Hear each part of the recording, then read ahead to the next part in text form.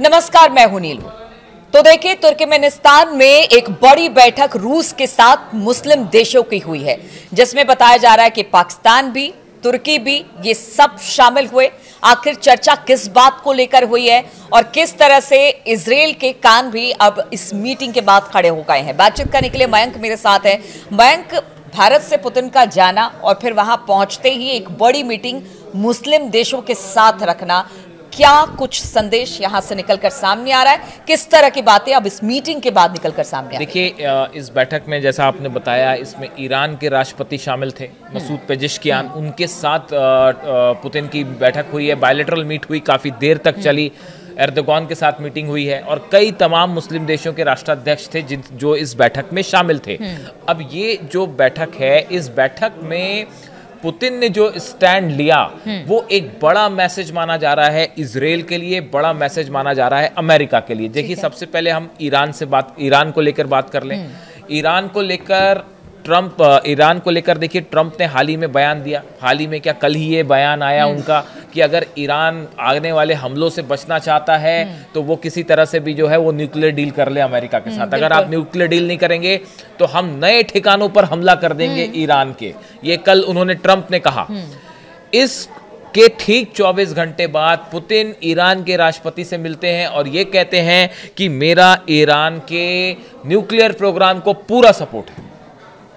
वो ये कहते हैं हम ईरान के साथ ऑयल बिजनेस करेंगे, वो ये कहते हैं हम गैस बिजनेस करेंगे, हम पावर सेक्टर में इन्वेस्टमेंट करने को तैयार हैं। हमारे दोनों देशों के जो है फॉरेन मिनिस्टर्स लगातार हर मुद्दे पे आपस में चर्चा कर रहे हैं। यानी पुतिन ने इन मुस्लिम देशों के सामने ट्रंप को एक बड़ा संदेश दिया और इजराइल को बड़ा संदेश दिया। पहला संदेश ये था कि आप चाहे लाख सैंक्शंस लगाएं या आप लाख आर्थिक प्रतिबंध लगाते रहिए, लेकिन न्यूक्लियर प्रोग्राम को लेकर अगर आप कोई भी इस तरह की कोशिश करते हैं जो कि युद्ध की तरफ जाती है, तो रूस इस बार मजबूती के साथ ईरान के साथ खड़ा हुआ है। ये मैसेज बड़े साफ शब्दों में दे दिया है पुतिन ने अमेरिका को भी और इजराइल को भी। ये बात अगर आप ईरान की करें, अगर आप बात करते हैं तुर्की की, देखिए तुर्की के साथ इस समय जो है बड़ा विवाद ये चल रहा है कि S-400 सिस्टम जो है तुर्की ने खरीदा था 1917 में रूस से खरीदा था।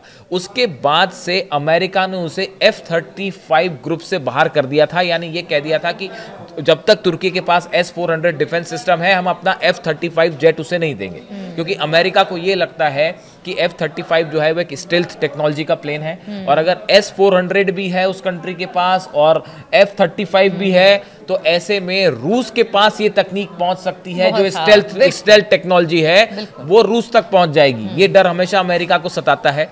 इसीलिए अमेरिका ने तुर्की के सामने ये शर्त रखी कि आप अपना S-400 सिस्टम पूरी तरह से इस्तेमाल करना बंद कर दीजिए, इसको अपने पास से हटा दीजिए, तो हम आपको F-35 दे देंगे, जिसके लिए अब तुर्की राजी दिखाई दे रहा है।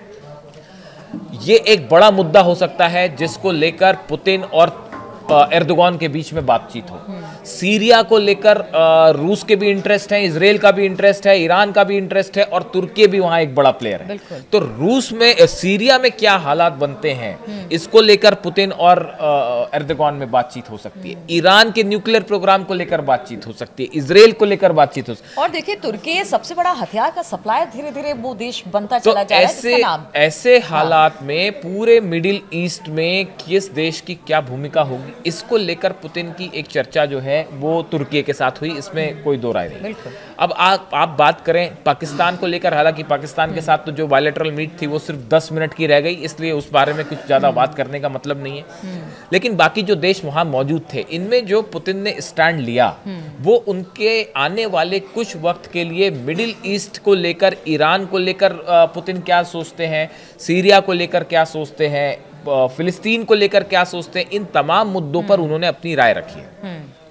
उन्होंने ये साफ कर दिया है कि फिलिस्तीन का समस्या का सिर्फ एक हल है और वो ये हल है कि एक अलग देश बनाया जाए। और वो हर फोरम से इस बात को कहते हैं, वो हर फोरम से बात कह रहे हैं। कल भी उन्होंने ये बात दोहराई। वो बड़े साफ, पुतिन ने बड़ा साफ स्टैंड ले लिया है अपना कि भाई फिलिस्तीन एक अलग देश बनाया जाना चाहिए और उसको एक अलग देश के रूप में जब तक नहीं बनाएंगे तब तक ये विवाद, तब तक इस समस्या का हल नहीं होगा। अब पुतिन के इस स्टैंड का मतलब समझिए, पुतिन के इस स्टैंड का मतलब है कि रूस हर उस पॉलिसी का विरोध करेगा जहां पे एक फिलिस्तीन को राष्ट्र नहीं बनाने की कोशिश हो रही है, या जहां पे ये कोशिश हो रही है कि फिलिस्तीन को किसी तरह से जो है उसमें अपनी सेना रखी जाए या फिलिस्तीनियों को वहां से हटाया जाए, या ऐसा कोई भी प्लान जो है वो रूस को मंजूर नहीं है। हाँ। तो ये और ये देखिए पिछले 6-7 महीने से ये बात को वो ज्यादा मुखरता के साथ कह रहे हैं, और जितने इंटरनेशनल फोरम्स जहां स्टेज होते हैं सब में पुतिन ये बात जरूर कहते हैं कि जो है फिलिस्तीन को अलग देश बनाओ, सिर्फ यही समस्या का हल है, इसके अलावा कोई हल नहीं है। तो इस तरह से देखिए मिडिल ईस्ट को लेकर और तमाम अलग अलग मुद्दों को लेकर पुतिन ने अपना स्टैंड बड़ा साफ रखा है इस मीटिंग में, जो एक बड़ा संदेश माना जा रहा है ट्रंप के लिए भी और इजराइल के लिए भी, क्योंकि इजराइल ने नेतन्याहू ने हाल ही में ये बात कही थी कि ईरान जो है वो अगर रूस मदद करता है ईरान की, तो ये दोनों देशों के संबंधों के लिहाज से ठीक नहीं है। और ये भी माना जा रहा था, इस तरह की भी बातें हो रही थी कि जो मिसाइल प्रोग्राम है उसको भी अगर रूस का सपोर्ट है, या हथियार जैसे जेट्स की बात हो रही है, F-30 सुखोई 35 जेट्स की बात हो रही है, तो इससे इजराइल नाराज दिखाई दे रहा था। तो इन तमाम मुद्दों को लेकर रूस ने अब अपना स्टैंड पुतिन ने खास तौर पर साफ कर दिया है, और वो खुलकर ईरान के साथ खड़ा है।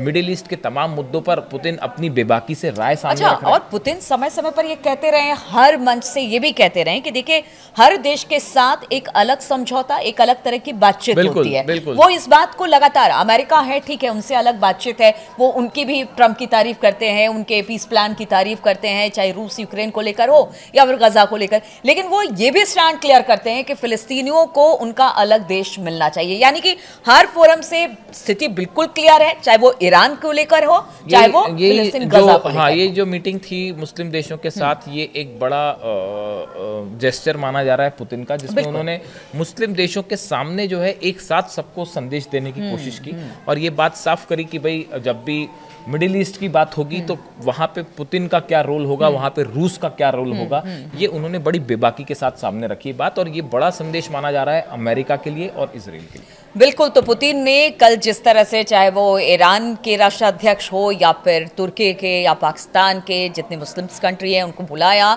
बैठे, बातचीत हुई है, इस बातचीत के बड़े मायने निकाले जा रहे हैं आगे आने वाले समय के लिए कि किस तरह की स्ट्रेटेजी मिडिल ईस्ट को लेकर पुतिन और उनका जो देश है वो किस तरह से तैयार कर रहा है। और ये चिंता का विषय अमेरिका के लिए भी है और इजराइल के लिए भी है, क्योंकि पुतिन इस पूरे मामले पर बेहद साफ है कि मिडिल ईस्ट, गजा, फिलिस्तीन और क्या करना है उनके साथ, किस तरह से इस पूरे मिडिल ईस्ट को साधना है, इसके लिए ये मीटिंग बेहद महत्वपूर्ण मानी जा रही है। तो आज आप सभी का बहुत बहुत शुक्रिया हमारे साथ इस चर्चा में शामिल होने के लिए।